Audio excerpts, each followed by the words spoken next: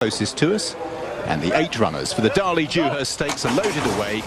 Feature race of Future Champions Day. Dipping at the start was Glouthorne, who was down on his nose and picked up quickly by Ryan Moore as through the first furlong. Straight Answer on the near side and more towards the centre. Dubarwi Legend are the first 2 to show, both racing quite keenly. Go Bears Go. Glouthorne didn't lose too much ground, is just behind the leaders in the pale blue. Native Trail, as they've tacked over to this near side running rail. Straight Answer tactically, quite sensibly, has now pinned Native Trail back in the field on his heels as they race through the first furlong. And already William Buick just glancing to the right and trying to move off that running rail as they race towards the half mile. Dubarwi Legend has the lead with Straight Answer in the pink cap sitting in second. Racing in third place, Go Bears Go. Native Trail on the running rail in fourth on the inside of DeBab. Then Glouthorne, who races in sixth place just ahead of Bayside Boy and towards the outside Berkshire Shadow. So making their way now towards the final 3 furlongs or so, and out in the lead Dubarwi Legend. Straight Answer's moved off the rail, now trying to shoulder the way through Native Trail, deciding which way to go. Switches left, switches right, as out in the lead Dubarwi Legend kicks, now getting balanced. Native Trail comes after the leader from the back. Bayside Boy tries to stay on. Dubarwi Legend meets the rising ground. Native Trail now begins to join him, and the 2 forge on, and Native Trail begins to assert, remains unbeaten in the Dewhurst. The Buick Appleby bandwagon rolls on, beats Dubarwi Legend, Bayside Boy. Then back behind those was Berkshire Shadow in 4th place. Go Bears Go, Glouthorne DeBab. Native Trail, William Buick just had to decide where to challenge as Dubarwi Legend edged back to the rails, but what a day for him. That's win number 3. CharlieAppleby matching that, and the all blue colours has really had a fantastic season with his 2 and 3-year-olds. Dubarwi Legend ran really well in second place, backed the rail. Straight Answer faded pretty tamely. Bayside Boy came from the back, came to third.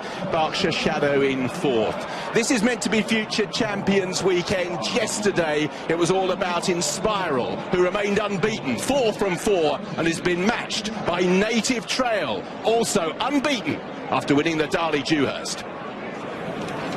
So, usurps, for some firms, his stablemate as favourite for the 2,000 guineas. 7-2 from 4-1 with Betfair and Paddy Power. Coral go 3.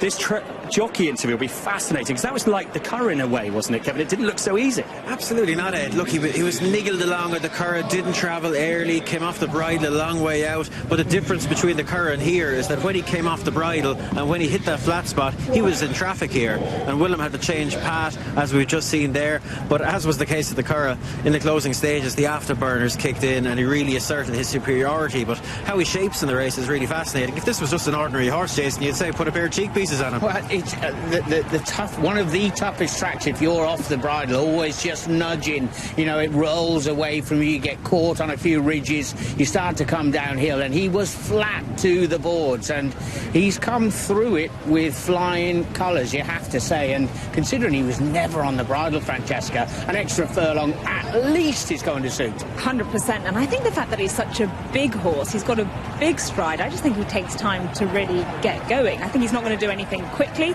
He's going to lengthen, he's going to stretch, and he'll keep going all the way to the line. But he's not like a motorbike. You can't just ask him to switch left, right and go. He takes a little bit of time. CharlieAppleby just flying at the moment, a 13th Group or Grade 1 this year. He now leads the race to be champion trainer, goes ahead of Andrew Balding. And what about the man on board? He's just 6 behind. Just 6 behind, and what a way to catch up, Will. That was just breathtaking performance. Yeah, he's a gorgeous horse, tons of ability, and you know, thank you. And it was a messy race. I expected it to be a messy race. It was a race. Tactically, it was hard to get a handle on it, you know. Hello. Oh, just get a shot. We've got Thomas. Well done, Thomas. Just Will's son in the background with Jane just saying well done. I was wondering why the smile on your face got even bigger, Will. Yeah, no, I expected it to be a tactical race, and it was, and then we ended up coming over to this rail and went slow, and this horse, you know, wherever I asked him to go, he went, and hit the rising ground really well. You know, he's deservedly champion 2-year-old. He's an absolutely gorgeous horse. I'm a huge Oasis Dream fan. I've never hidden it. But he could be anything, Will. Absolutely anything. And you know, you want to see how he comes out of these races. He's a real man, you know. He's a big horse, and There's still a very lot of mature. growing in him. Absolutely, he's a big horse already. Look, he's you know, he does it all. He minds himself at home and then brings it on in the afternoon. Well done, well done. No trainer has ever won all 3 of the juvenile races before, and we'll hear from Ollie now with CharlieAppleby, who just has. Yeah, and this man is now leading the way in the Trainers' Championship, as we heard from Ed as well. It's been some day, and I'll let you tell us how good he is, but that's some horse. Yeah, look, I mean, it's not one of those occasions where you walk around a paddock, well, as they're walking around a paddock, you gain more confidence than I was, because I thought he was just the standout. And look, full credit to all the team at home. It's been done a fantastic job. I'd like to say big thanks to Noel Kavanagh, who's got a bit of a testing day today. But anyway, well done, Noel. And Johnny looks after him. So it's great, as always. It's a big team effort, and to have the results we've had today is huge. And most importantly, I think we've got a fantastic horse on our hands here for next year's Guineas. And obviously on the back of Corobus as well, we're in a very fortunate position to be going into the winter with 2 fantastic colts. I know he's just come in, but if I can, just a few more questions. He's 540 kilograms. How rare is that for a horse to be this big at this age, and how much more is there to come from him, do you think? I think there's a lot more to come from. I say a lot more. He's unbeaten, so I'm not going to get too carried away now. But 540 kilos, you know, he came in at that weight from the breeze ups, and full credit to the team that purchased him, and Norman Williamson there, who consigned him there. So they've done a great job, and Norman's followed him through, needless to say. And every time he said he's Charlie, he still doesn't know what he's doing, and he's correct, because when we watched him in the national stakes there, his work at home prior to that, a couple of the guys would have seen it. He wouldn't have been getting too excited, but he's that sort of a horse. He warms into the race and does it all the right way around, and that's what we saw again today. And I was confident once William was going to start giving him the office, he would pick up well.